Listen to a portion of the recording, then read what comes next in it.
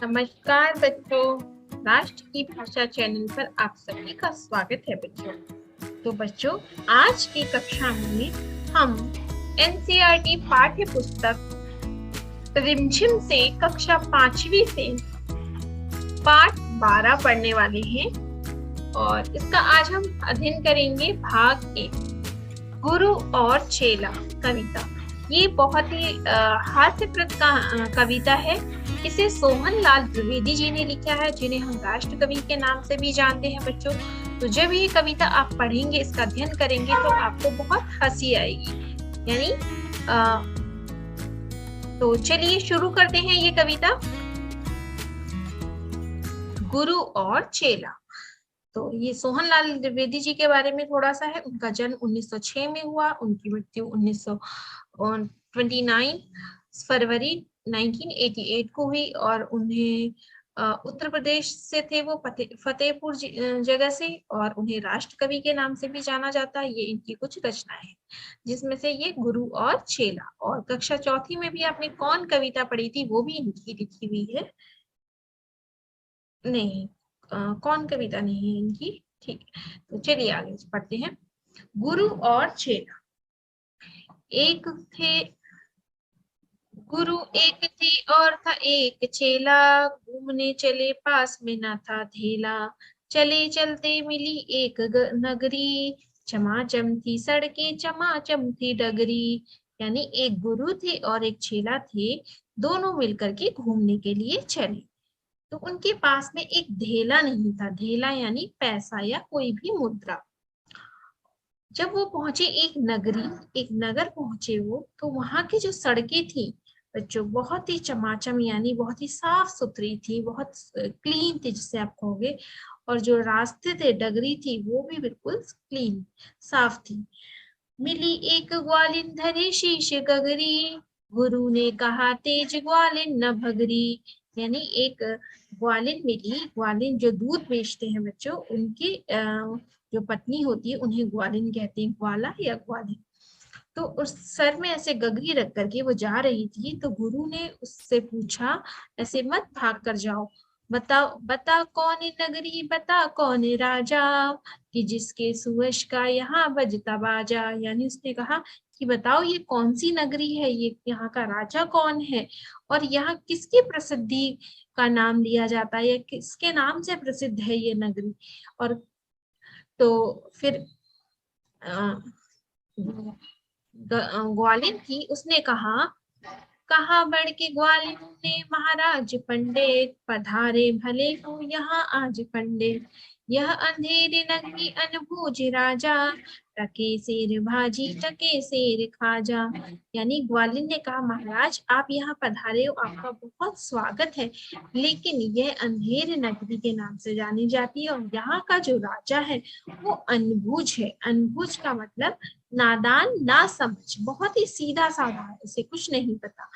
और यहाँ पर जो सब्जी है, भाजी यानी सब्जियां, जो यहाँ की सब्जी है, तरकारी है जिसे आप कहेंगे, वो भी एक सेर टके में मिलती है। और जो खाजा यानी मिठाइयां होती हैं, खाने की जो चीजें हैं, वो भी टके सेर में मिलती है। गुरु ने कहा जान देना नहीं, मुसीबत मुझे मोल लेना नहीं, न जाने की अंधेरे हो कौन क्षण में, यहाँ ठीक रहना समझता न मन में। तो गुरु ने कहा बच्चों कि ये नगरी तो मुझे ठीक नहीं लग रही है, यहाँ पर तो मुझे अगर हम रहेंगे तो कभी भी मुसीबत में फंस जाएंगे, यानी किसी भी परेशानी में फंस जाएंगे। तो क्योंकि यहाँ पर अंधेर है, और कोई क्षण यानी क्षण, पल जिसे कहते हैं, पहले के समय में क्षण कहते थे, अभी हम सही अब हम इसे क्षण के नाम प्रयोग करते हैं। तो गुरु ने कहा यहाँ रहना तो बिल्कुल ठीक नहीं है, यहाँ से जल्द ही हमें ये जगह छोड़ देनी चाहिए, इस नगर को। गुरु ने कहा किंतु चेला न माना, गुरु को विवश हो पड़ा लौट जाना। गुरु जी गए रह गया किंतु चेला, यही सोचता हूँगा मोटा अकेला। यानी गुरु जी ने उससे बहुत कहा कि चलो ये नगर अच्छा नहीं है, ये सही जगह नहीं है, यहाँ रहेंगे तो कुछ परेशानी में पड़ जाएंगे। परंतु जो चेला था, उसने गुरु की बात नहीं मानी, और गुरुजी चले गए और चेला वहां रह गया। चेला ने कहा मैं यही रहूंगा, मैं यहाँ खूब खाऊंगा और मोटा हूँ। आगे देखते हैं, चलिए। चला हाट को देखने आज चेला, तो देखा वहां पर अजब रेल पेला। टके सेर हल्दी टके सेर जीरा, टके सेर ककड़ी टके सेर खीरा। तो जब गुरुजी चले गए तो बाजार में जो चेला था वो बाजार गया, हाट यानी बाजार। वहां पर उसने देखा कि यहाँ तो कुछ अलग ही है, अजब रेल पेला यानी बहुत ही ज्यादा भीड़ है, बिल्कुल ही अलग है। तब उसने क्या कहा, यहाँ पर देखा कि जो जीरा है, जो हल्दी है, जो खीरा ककड़ी सभी एक ही दाम में मिल रहे हैं। तो फिर टके सेर मिलती थी रबड़ी मलाई, बहुत रोज उसने मलाई उड़ाई। थी अंधेरे नगरी सुनो और आगे का हाल फिर ताजा, थी अंधेरी नगरी था अनबूझ राजा। यानी वहां पर टके सेर की ही मिलती थी रबड़ी और टके सेर की ही मिलती थी मलाई। उसने वहां खूब रबड़ी मलाई खाई चेले ने। और तो कह रहे आगे सुनिए इस नगरी का में क्या हुआ। बरसता था पानी चमकती थी बिजली, थी बरसात आई दमकती थी बिजली। गरजते थे बादल धमकती थी बिजली, थी बरसात गहरी धमकती थी बिजली। यानी बारिश और बरसात के समय ये सारे शब्द जो है बिजली के लिए प्रयोग किए गए, चमकती दमकती चमकती। ठीक है, तो यहाँ पर बारिश बहुत तेज आई बच्चों। इस तरीके से देखिए आप, बिजली का जो साइन है थंडर जिसे आप कहते हैं, तो बिजली बहुत तेज कड़की, बरसात बहुत तेज हुई, बहुत पानी ही पानी हो गया। उसके बाद क्या हुआ देखिए। गिरी राज्य की एक दीवार भारी, जहां राजा पहुंचे तुरंत ले सवारी। झपट संतरी को डपट कर बुलाया, गिरी क्यों ये दीवार किसने गिराया। यानी जब बारिश हुई पानी पानी हो गया, तो जो राज्य था उस राज्य की एक दीवार, यानी जैसे चारों ओर बाउंड्री होती है उसी तरीके की दीवार जो थी वो गिर गई। तो वहां पर जो राजा थे, राजा जी अपने घोड़े पे सवार होकर वहां पर पहुंच गए। पहुंचने के बाद जो वहां पे संतरी था, संतरी यानी जो वहां पे ड्यूटी पे जैसे सिपाही होते हैं, तो वो सिपाही वहां पे ड्यूटी कर रहा था। उससे पूछा, डपट यानी डांटना, डांट कर उसने पूछा कि ये दीवार क्यों गिरी, कैसे गिरी, किसने गिराई। तो इस तरीके से प्रश्न पूछा। अब जो सिपाही है, जो पहरा देने वाला सिपाही है, पहरेदार है, उसने क्या जवाब दिया देखिए। कहा संतरी ने, महाराज साहब न इसमें खता मेरी न मेरा कर्तव्य, यह दीवार कमजोर पहले बनी थी, इसी से गिरी यह मोटी न घनी थी। यानी उसने कहा, सिपाही ने कहा, महाराज इसमें मेरी कुछ गलती नहीं है। खता का मतलब होता है गलती या अपराध। उसने कहा मेरी इसमें कोई गलती नहीं है महाराज, ये जो दीवार है ये पहले से ही कमजोर थी, यानी ये पहले से ही कमजोर थी, इसलिए ये दीवार जो है गिर गई। और ये मोटी ना घनी का अर्थ है यहाँ पर, ये ज्यादा मोटी नहीं थी पहले से ही, इसीलिए ये दीवार जो है गिर गई। तो ऐसा कहा उसने संतरी ने, जो पहरेदार है। उसके बाद क्या हुआ देखिए। खता कारीगर की महाराज साहब, ना इसमें खता मेरी या मेरा कर्तव्य, बुलाया गया कारीगर झट वहां पर, बिठाया गया कारीगर झट वहां पर। उसने कहा कि कारीगर की गलती है, तो कारीगर को बुलाया गया और वहां पे कारीगर को बिठाया गया। कारीगर जो बिल्डिंग्स, जो मकान वगैरह बनाते हैं उनको। कहा राजा ने कारीगर को सजा दो, खता इसकी है आज इसको कजा दो। यानी इसने कहा कि ये कारीगर की गलती है तो कारीगर को सजा दो और इसको जो है कजा दो यानी मार दो। कहा कारीगर ने जरा की न देरी, महाराज इसमें खता कुछ न मेरी। यानी कारीगर ने जरा भी देर ने नहीं लगाई, जरा भी टाइम नहीं लगाया और बोला, महाराज इसमें मेरी कुछ गलती नहीं है, मेरी कुछ खता नहीं है। खता यानी गलती या अपराध भी बोलते हैं। यह भिश्ती की है गलती है उसकी शरारत, किया गारा गीला उसी की है गलफत। कहा राजा ने जल्द भिश्ती बुलाओ, पकड़ कर उसे जल्द फांसी चढ़ाओ। तो उसने क्या कहा कारीगर ने कि ये मेरी गलती नहीं है, ये भिश्ती की गलती है, उसी की शरारत है, उसी की शैतानी है। भिश्ती यानी जो बिल्डिंग मकान वगैरह बनाते हैं ना, इस तरीके से काम करते हैं, जो गारा चूना मिक्स करते हैं, जो भी सीमेंट है इन सबको इस तरीके से। तो उसी ने जो है जो गारा है वो गीला कर दिया, जो सीमेंट के ईंटों के बीच में हम ब्रिक्स के बीच में लगाते हैं ना, उसे गारा बोलते हैं। उसने कहा इस भिश्ती ने ही उसे गीला कर दिया ज्यादा, इसीलिए ये जो दीवार है वो गिर गई है। ठीक है, तो राजा ने कहा जाओ भिश्ती को बुलाओ, उसको बुला करके फांसी पे चढ़ाओ। अब भिश्ती आ गया, चला आया भिश्ती हुई कुछ न देरी, कहा उसने इसमें खता कुछ न मेरी, यह गलती है जिसने मशक को बनाया, कि ज्यादा ही पानी था उसमें समाया। अब भिश्ती आ गया, भिश्ती क्या कह रहा है बच्चों, तो भिश्ती कह रहा है महाराज, फिर से वही कह रहा है कि इसमें कुछ भी मेरी गलती नहीं है, मेरा कुछ अपराध नहीं है, यह गलती है जिसने मशक को बनाया, यानी ये जो मशक है इसे हम मशक कहते हैं, मशक को जिसने बनाया उसकी गलती है, इसीलिए उसमें ज्यादा पानी आया, ज्यादा पानी आया तो इसलिए मैंने इसमें ज्यादा पानी डाल दिया। तो ये मशक वाला, ये जो भिश्ती है ये कह रहा है, तो ये किसने, भिश्ती ने किसके ऊपर डाल दी गलती अपनी, मशक वाले के ऊपर। मशक वाला आया हुई कुछ न देरी, कहा उसने इसमें खता कुछ न मेरी, फिर उसने भी यही कहा कि मेरी कुछ गलती नहीं है, मेरा कुछ अपराध नहीं है, यह मंत्री यह मंत्री की गलती है, गलती की मंत्री की गलफत, उन्हीं की शरारत उन्हीं की है हिकमत। यानी मशक वाले ने अब किसके ऊपर बोला, मंत्री के ऊपर बोला कि ये मेरी गलती नहीं है, ये तो मंत्री की गलती है महाराज, मेरी नहीं है। मशक वाला जो इस तरीके से पानी भर के जो देके जाते थे पहले के समय बच्चों, उसे बोलते हैं मशक वाला। तो मशक ये है, और जो उसको इस्तेमाल करता है जो देता उसे मशक वाला कहते हैं।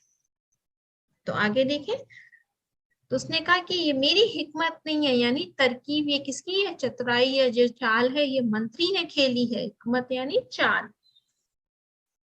तो यहाँ पे मशक वाले ने अब मंत्री के ऊपर डाल दिया। तो देखते हैं आगे, बड़े जानवर का था चमड़ा दिलाया, चुराया ना चमड़ा मशक को बनाया, बड़ी है मशक खूब भरता है पानी, ये गलती ना मेरी ये गलती वीरानी। यानी मशक वाले ने क्या बोला, मेरी तो कुछ गलती नहीं है, मंत्री ने मुझे बड़े जानवर का चमड़ा दिया, यानी ये जो मशक होती है ना बच्चों, ये जानवरों की खाल से, यानी जानवरों की जो स्किन है उससे बनती है। तो उसने कहा कि मेरी तो कुछ गलती नहीं है, उन्होंने मुझे, मंत्री ने बड़े जानवर का चमड़ा दिया, मैंने उतने ही बड़े जानवर के चमड़े से मशक बना दी, मैंने चोरी भी नहीं की, यानी मशक को जो चमड़ा दिया था उसको मैंने काट करके चुराया भी नहीं, इसलिए वो उतनी ही बड़ी बनी, तो मेरी कुछ गलती नहीं है। तो उसने कहा बेरानी यानी पराई, किसी और की है मंत्री की गलती तो मंत्री को लाओ, हुआ हुक्म मंत्री को फांसी चढ़ाओ, चले मंत्री को लेके जल्लाद फौरन, चढ़ाने को फांसी उसी दम उसी क्षण। तो फिर राजा ने कहा मंत्री की गलती है तो ठीक है, मंत्री को लेकर के आओ। तो मंत्री को बेचारे को लाया गया और मंत्री को फांसी पे चढ़ाने का हुक्म दे दिया गया बच्चों। तो इस तरीके से जब हम फांसी चढ़ाते हैं तो इस तरह फंदे पे लटका के रस्सी से, अब मंत्री को लेकर के जो जल्लाद होता है, जल्लाद ही फांसी चढ़ाता है, तो ये बहुत डरावने भी होते हैं देखने में, लेकिन वो उनकी ड्यूटी होती है तो वो करते हैं बच्चों। तो लेकिन अभी के समय में जो फांसी है वो तो बंद हो चुकी है, जो सरकार है उन्होंने उनको इस सजा पे जो है बैन लगा, मतलब बंद कर दिया, इस अब नहीं दी जाती है सजा जो है। तो मंत्री को ले जाया गया और जल्लाद ने उसको फांसी के फंदे पर लटकाया गया। देखिए फिर क्या हुआ, मगर मंत्री था इतना दुबला दिखता, न गर्दन में फांसी का फंदा था आता, कहा राजा ने जिसकी मोटी हो गर्दन, पकड़कर उसे फांसी दो तुम इसी क्षण। यानी मंत्री इतना पतला था कि जो फांसी की जो रस्सी थी वो उसके गले में बिल्कुल फिट नहीं हो रही थी। तो राजा ने कहा ठीक है, नहीं हो रही है तो जाओ और कोई ऐसे मोटे आदमी को ढूंढ के लाओ जिसकी गर्दन में ये फांसी का फंदा फिट हो जाए।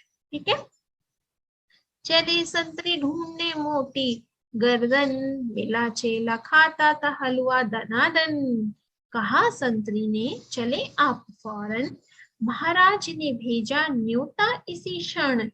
तो जो संतरी था, जो पहरेदार था, सिपाही था, वो बाजार में ढूंढने गया। तो जब उसने ढूंढा तो उसे वो चेला मिल गया और वो हलवा खा रहा था, दनादन, मतलब खूब हलवा खाए जा रहा था। तो संतरी ने उससे कहा, कहा कि चलिए, आपको महाराज ने फौरन बुलाया है, न्योता भेजा है। न्योता यानी किसी को हम खाने पे इनवाइट करते हैं ना, तो ऐसे। तो बहुत मन में खुश हो चला आज चेला, कहा आज न्योता छकूंगा अकेला। मगर आके पहुंचा तो देखा झमेला, वहां तो जुड़ा था अजब एक मेला। यानी उसने कहा ठीक है, चलो महाराज ने बुलाया है, आज तो मैं न्योता यानी दावत अकेले खाऊंगा और खूब छकूंगा। छकने का मतलब होता है खूब पेट भर के खाना, जितना पेट में आए। तो उसने जब वो पहुंचा तो उसने तो देखा कि वहां तो कुछ अलग ही रेला झेला है। यानी वहां पर तो सब लोग खड़े हुए हैं, जैसे मेला लगा हो। मंत्री, मिस्त्री, भिश्ती वाला, मशक वाला, राजा, सभी खड़े हैं। तो देख करके चेला कुछ सोचने लग गया। यह मोट यह मोटी है गर्दन, इसे तुम बढ़ाओ। कहा राजा ने इसको फांसी चढ़ाओ। कहा चेले ने कुछ खता तो बताओ। कहा राजा ने चुपचाप बक बक चुप न बक बक मचाओ। यानी राजा ने देखा इसको, ये तो मोटा ताजी है, इसने कहा चलो इसी को फांसी पे चढ़ा दो। ठीक है। तो जब लेने लगे तो चेले ने कहा, अरे कुछ गलती तो मेरी बताओ, खता यानी मेरी गलती क्या है, मैंने क्या किया है, क्यों मुझे सजा मिल रही। तो राजा ने कहा चुप, बक बक मत करो, चुपचाप खड़े रहो। मगर था न बुद्धू, था चालाक चेला, मचाया बड़ा ही वहीं पर झमेला। कहा पहले गुरु जी के दर्शन कराओ, मुझे बाद में चाहे फांसी चढ़ाओ। तो उसने कहा, जो चेला था वो बुद्धू नहीं था बच्चों, चालाक था। उसने कहा अच्छा ठीक है, उसने कहा मुझे फांसी पे चढ़ाना है, चढ़ा देना, लेकिन पहले मुझे गुरु जी के दर्शन कराओ, यानी मुझे आखिरी बार गुरु जी से मिलने दो। क्योंकि जब किसी को मृत्यु दंड या फांसी दी जाती है तो उसकी आखिरी इच्छा, जो लास्ट विश है, वो पूरी की जाती है बच्चों। तो इसी तरह गुरु जी को बुलाया गया। ठीक है। गुरु जी बुलाए गए झट वहां पर, कि रोता था चेला खड़ा जहां पर। यानी वहां पे गुरुजी आ गए और चेला वहां खड़ा था और रो रहा था। गुरुजी ने चेले को आकर बुलाया, तुरंत कान में मंत्र कुछ गुनगुनाया। तो गुरुजी ने देखा, अरे ये तो कुछ परेशानी में पड़ गया है, प्रॉब्लम में, जरूर कुछ ना कुछ किया होगा। तो फिर गुरुजी ने आकर के उसके कान में कुछ गुनगुनाया, यानी कुछ कहा, कुछ मंत्र उन्होंने बताया, यानी कुछ जो भी प्लान किया था उन्होंने, वो उन्होंने बताया। झगड़ने लगे फिर गुरु और चेला, मचा उनमें धक्का बड़ा रेला पेला। गुरु ने कहा फांसी पर चढ़ूं, फांसी पर मैं चढ़ूंगा। कहा चेले ने फांसी पर मैं मरूंगा। यानी जब गुरुजी ने उनके कान में कह दिया चेले को, उसके बाद गुरु और चेले आपस में झगड़ा करने लगे और आपस में धक्का मुक्की, यानी एक दूसरे को पुश करने लगे। गुरु कहने लगे मैं फांसी पर चढ़ूंगा, और चेला कहने लगा मैं चढ़ूंगा। दोनों लड़ने लगे बच्चों आपस में। अब देखिए, हटाए न हटते अड़े ऐसे दोनों, छुटाए न छुटते लड़े दोनों ऐसे। बड़े राजा फौरन कहा क्या बात क्या है, गुरु ने बताया करामात क्या है। यानी दोनों आपस में लड़ने लगे, हटने लगे। दोनों को जब हटा रहे तो हट नहीं रहे दोनों, तो छुट नहीं रहे, दोनों लड़ रहे कि मैं मरूंगा, पहले मैं मरूंगा करके। अब राजा जो थे वो आ गए बच्चों। आने के बाद उन्होंने पूछा क्या बात है, क्या करामात है, क्यों आप लोग ऐसे लड़ रहे हो।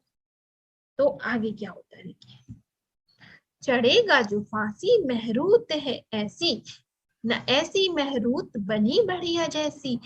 वह राजा नहीं चक्रवर्ती बनेगा, यह संसार का छत्र उसी पर तनेगा। यानी गुरु ने कहा चढ़ेगा जो फांसी महरूत है ऐसी, यानी अभी ऐसा महरूत यानी मुहूर्त, तो इसे हम मुहूर्त, आज के समय में हम मुहूर्त बोलते हैं। तो गुरु ने कहा अभी इतना बढ़िया मुहूर्त है, इस समय में जो भी मरेगा वो राजा नहीं चक्रवर्ती सम्राट बनेगा, यानी चक्रवर्ती राजा बनेगा। जो संसार का जो छत्र है, पूरी दुनिया का छत्र, वो उसके सर पे तनेगा, यानी वो विश्व का राजा बनेगा। तो क्योंकि चक्रवर्ती सम्राट मतलब बच्चों जैसे पूरा संसार है तो संसार का राजा, राजा तो एक जगह का होता है, लेकिन चक्रवर्ती सम्राट पूरे विश्व का, पूरे वर्ल्ड जितनी भी दुनिया में देश है सभी देशों का राजा। तो जब राजा ने सुना, कहा राजा ने, बात सच गर यही, गुरु का कथन झूठ होता नहीं। कहा राजा ने, फांसी पर मैं चढ़ूंगा, इसी दम फांसी पर मैं ही टंगूंगा। तो राजा ने गुरु से पूछा, क्या ये सच बात है जो आप कह रहे हो? ठीक है, तो गुरु ने कहा, जो गुरु होते हैं उनका जो कथन है, उनका जो कहा हुआ वो झूठ नहीं होता है, गुरु हमेशा सच बोलते हैं। तो राजा ने कहा ठीक है, अगर ऐसा है तो फिर ठीक है, मैं फांसी पे चढ़ जाऊंगा, मैं चढ़ूंगा फांसी पे। मतलब उसी टाइम उसने अपने आप को फांसी लगवा ली। You can see in this picture. चढ़ा फांसी राजा, बजा खूब बाजा, प्रजा खुश हुई, मरा मूर्ख राजा। बजा खूब घर घर बधाई का बाजा, थी अंधेरी नगरी था अनपूजे राजा। यानी राजा जो था फांसी चढ़ गया, वहां के लोग, राजा मर गया। तो राजा जो थे सब जब मर गया तो वहां की जो प्रजाजन थी बच्चों वो खुश हुई। और क्यों खुश हुई? क्योंकि मूर्ख राजा यानी बुद्धू राजा जो था वो मर गया। तो सब लोग खुश होकर के, जो अंधेरी नगरी थी, जो उसका अनबुझ राजा था, उससे उनको मुक्ति मिल गई। यानी सब खुश हो गए, यानी अब उसका राज्य नहीं चलेगा। तो ये कविता सोहन लाल द्विवेदी जी ने लिखी है बच्चों। तो आशा करती हूँ बच्चों आपको ये कविता अच्छी लगी होगी, और जो हमने इसके भावार्थ के साथ जो व्याख्या की है वो आपको समझ में आई होगी। तो बच्चों अगर आपको ये कविता अच्छी लगी तो मेरे चैनल को लाइक कीजिए, सब्सक्राइब कीजिए। तो आज हमने भाग 1 पढ़ा है, और भाग 2 में हम इसके अभ्यास पुस्तक का कार्य करेंगे। तो फिर मिलेंगे अगली वीडियो में ही भाग 2 के साथ जल्द ही। तब तक के लिए धन्यवाद।